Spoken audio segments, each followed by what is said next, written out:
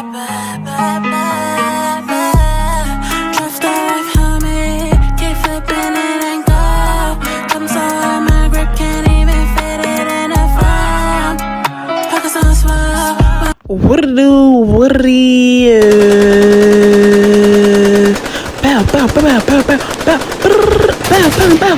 What it do? What it is, y'all? It's your girl Black Pup, aka Soda Baby, aka Suka. And you're now tuned in to Soda Talk TV. Back with another video, and I'm back from my little fake mini vacation. I was out playing hooky, smoking on cookies, but yeah, nonetheless, let's pop it off with this Will Smith versus Chris Rock. So recently, over the week at the Oscars, before Chris Rock presented Will Smith his award, he cracked a joke on Jada saying, "Jada, I love you. G.I. Jane too. Can't wait to see it."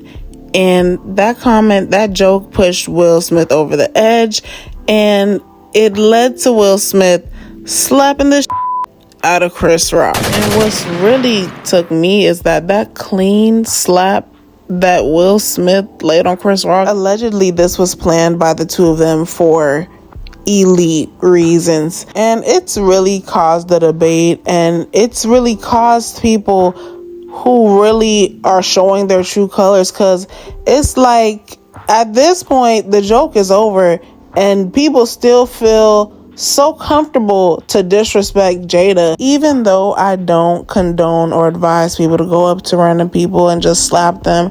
However, I do believe it's a time and place for everything. I've been thinking about this way too long and still can't find the right ways to say, I'm glad he slapped the that nigga. Slap his ass again.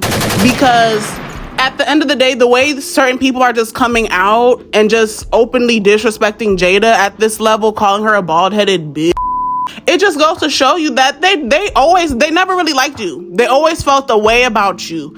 And the same way Chris Rock, as a comedian in the name of comedy, can joke on who he wants to joke on, he needs to be ready for what that comes with. Because comedians don't want to tell you about them nights on the come up when they joked about somebody in the crowd and they beat the shit out them out at the let out or even on site. It happens, and you need to be ready for what it comes with. Unfortunately, Will Smith was wrong for all the right reasons.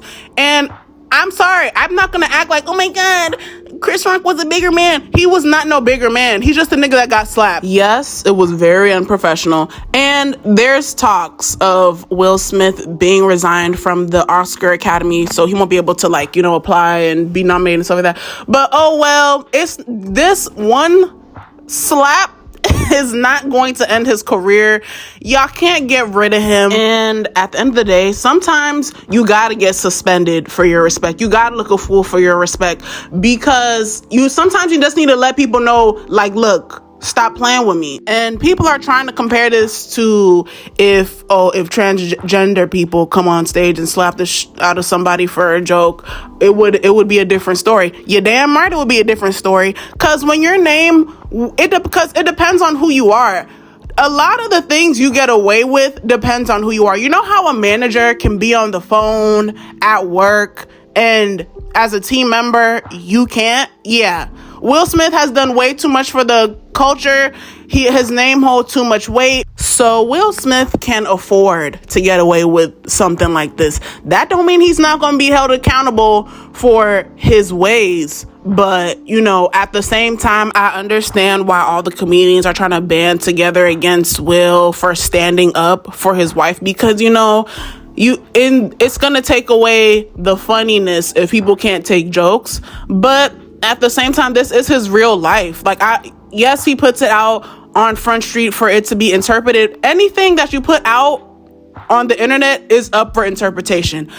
But this is his real life. And the same way you can joke on his real life, the same way he can really slap you in real life and take the charge when it comes with it. In the words of Amanda Seales, it was low-key noble. Slap his ass again, because we never come back to your goddamn award show.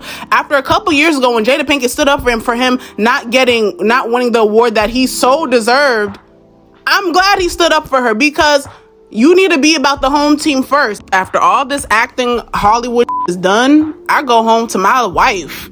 And that car ride home would have been awkward as I would have definitely been looking at my man like, this pussy. Now I know what this really is like. Y'all, the entertainment, you know, because yes, it may call for less opportunities, but at the same time, it's the integrity of it all. You're not gonna disrespect my family. And I don't care about the new angles they found of Jada laughing. If something's universally funny, everybody's gonna laugh, so who cares? And it just goes to uncover the beef that's been sizzling between them on the low. And it just really shows that Will is tired of y'all disrespecting him. Yes, this is entertainment, but get real and jokes get old. And it was at this moment that everybody was forced to realize it. And the same way the industry was able to make fun of Will Smith for years, now Jada and Will can go home to their own network, Red Table Talk, and laugh about the time that Will Smith slapped the out of Chris Rock. Because sometimes it's not about what's right, it's about what's just. Speaking of what's right and what's just and integrity, recently in the media, Lee Daniels finally apologized to Monique for undermining her worth with the cosign of 50 Cent.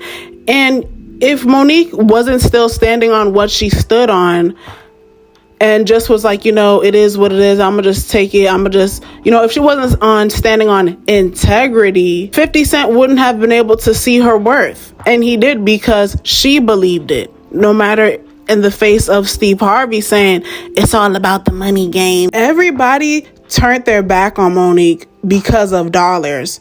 Just like everybody's like, oh, Will Smith, I ain't with you. Yeah, I know it's two different dynamics, but you know exactly what I mean. So they better get the numbers right this time, because I don't think I would have been able to hold it down like that. And sometimes you do have to be the bad guy just for a little while to get what you deserve, to get your respect, because people always do. Speaking of the bad guy, it's the bad guy. I just got my hair did too. I was like, it's a hobby.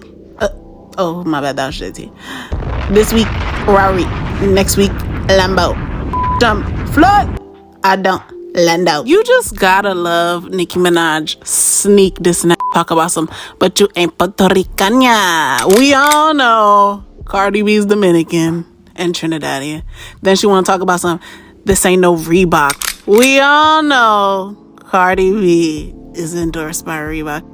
And now it's, after all that surgery, you are so ugly. And that is what gets me. We all know Cardi B, new face, look good as like who? Like what?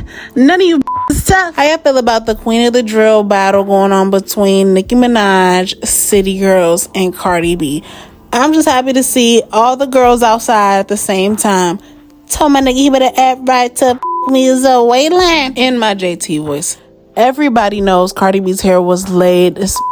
She was giving me girl from around the way in Bronx, you know, that the girl that all the niggas with.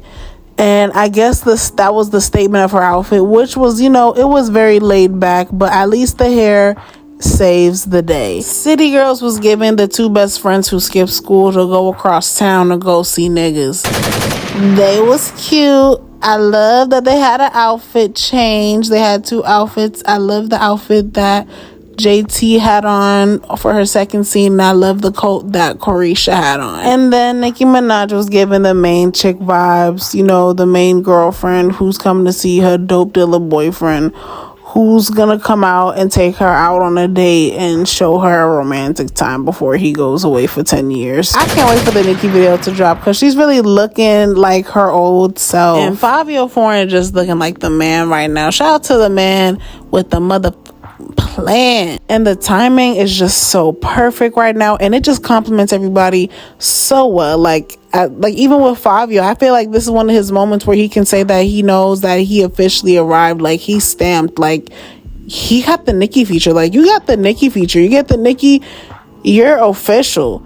Right in the midst of working with City Girls, you know, a sprinkle cosign from, you know, the female rap sector. And Fabio just looking like the man right now, and he's hot. Nicki hopping on this new sounds like a resurgence of the new era that we're going to be getting from her, and it makes me look forward to what we're going to hear. And I like that Cardi likes to pull up the new up and coming artists that are really hot and buzzing.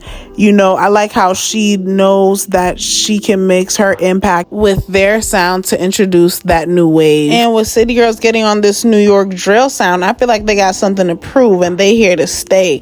And it's just nice to see everybody outside active at once.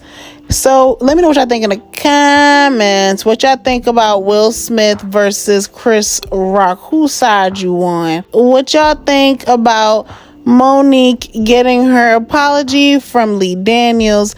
And how do y'all feel about the Queen of the Drill battle going on between Nicki Minaj, City Girls, and Cardi B? Make sure you like, comment, and subscribe. Follow me on Instagram at It's Black Pup. Soda Talks, leave in my backup page. And we go get into the next video.